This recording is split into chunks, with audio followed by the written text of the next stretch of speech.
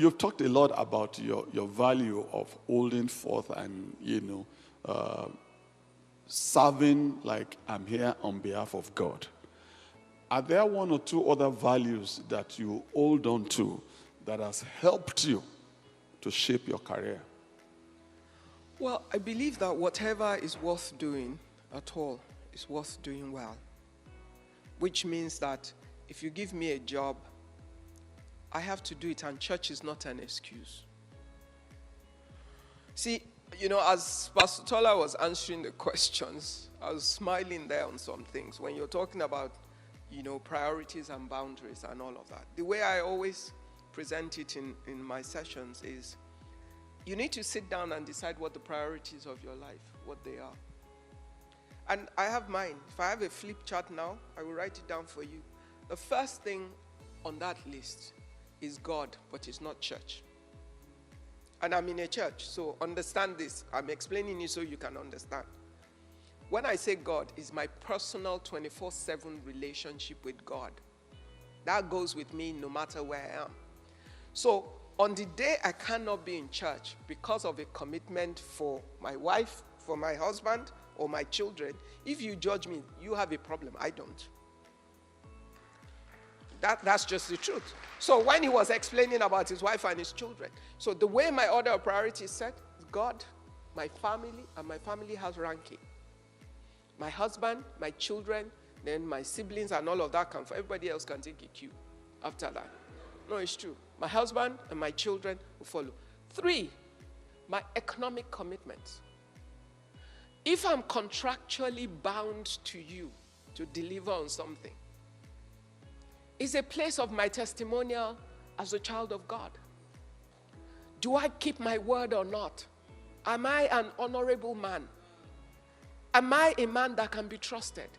There's a question I always ask. If you're the last person on the face of the earth that needs to preach a gospel to someone who is an unbeliever, and there's nobody else but you, based on how you have lived professionally and how they have seen you operate, will they accept the gospel from your lips? Once I fail that test, I'm finished, as far as I am concerned. Why? Read the Bible. The whole agenda of the Bible is about the reconciliation of men to the Father.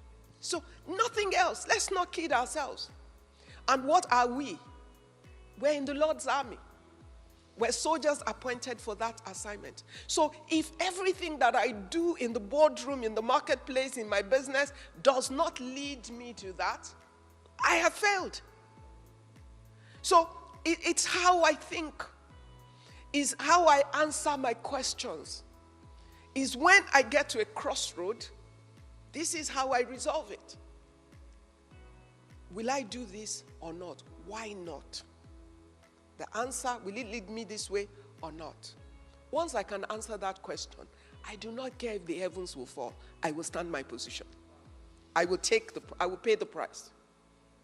And that's why through the first band, the people said, oh, we were quiet. There was no point speaking because there wasn't a system for justice at the point.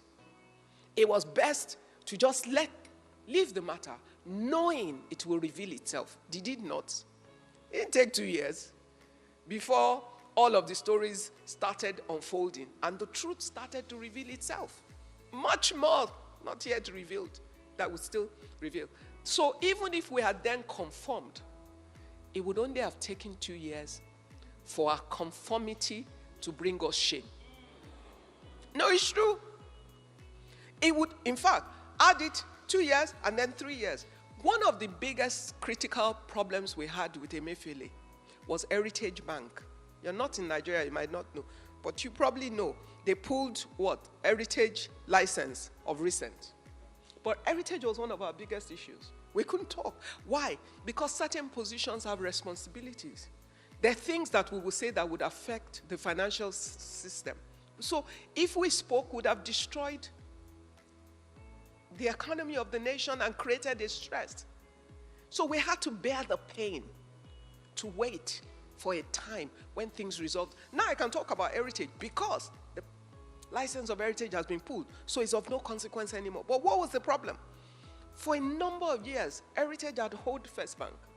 because we're their clearing bank. See, First Bank is a systemically important institution. 6 banks, tier 3, tier 4, cannot clear directly with CBN. They clear with us. And they were owing us money that we should have pulled them off clearing for. But then the governor says to you, for the sake of the system, keep them going. We'll give you CBN guarantee. We're good. It's our responsibility as a systemic institution. And year 1, you give us. Year 2, you give us. Year 3, you didn't give us, but we didn't know. Because you and the MD had an alliance for each other's interest.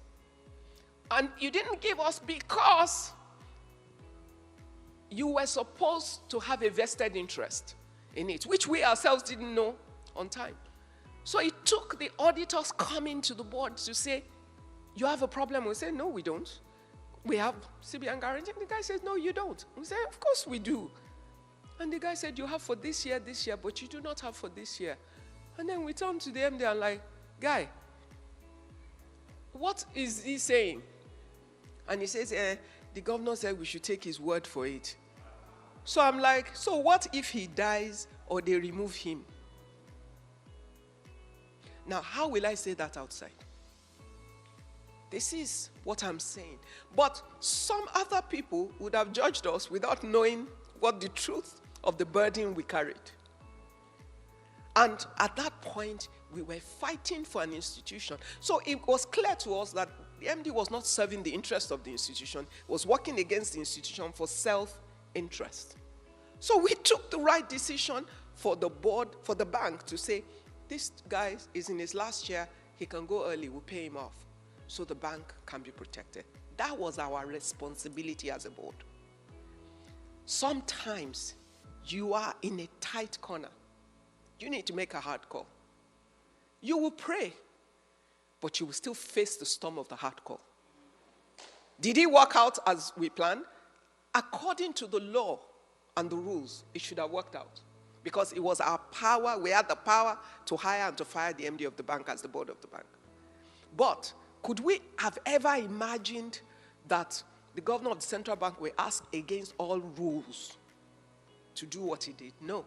But he did, and he got away with it at that point. All I'm saying to you is, life won't always tell you everything. But the only thing you can tell yourself, have I done right by my assignment? And have I done right by God? If you have, you go to sleep. The Bible says you will know the truth, and the truth will set you free. See, that freedom that the truth gives you will keep you standing, even when you're pained over the situation that you're working through. But ultimately, it will reward you. That's why I can sit on boards across the world with no damage to me in any sense for another man's bad behavior. Because I am confident that whatever I did at each point was the right thing to do. At that point, was it a joyful thing to go through the experience of what was created? No. But so what? Was it joyful for Jesus to die on the cross? So I beg, let's take the pain. Thank you. Honestly, our time is fast spent, and I believe we can go on and on and on and on. What I've learned from the last thing you said, and this is to all the leaders, here, and especially pastors, stop defending yourself, especially when you know what you are doing is according to God's will. I'm telling you, with time, what you thought was hidden, it will be revealed. Stop defending yourself. And that's the most painful part of it, especially when people are lying about you and you know the truth, and they also know the truth, and you choose not to say a word. In fact, Pastor Tola, please, if you Yes. don't mind, let me add this. I remember after the drama, I actually asked for an appointment to go and see Emefiele. And I went to see him, and we had this conversation where I took him on, and at the end, I said one thing to him. I said, you know what? I leave this matter in your hands and in the hands of God. And he said, no. I said, no. I leave it in your hand and in the hands of the Lord. And I left. When I saw him carrying Bible,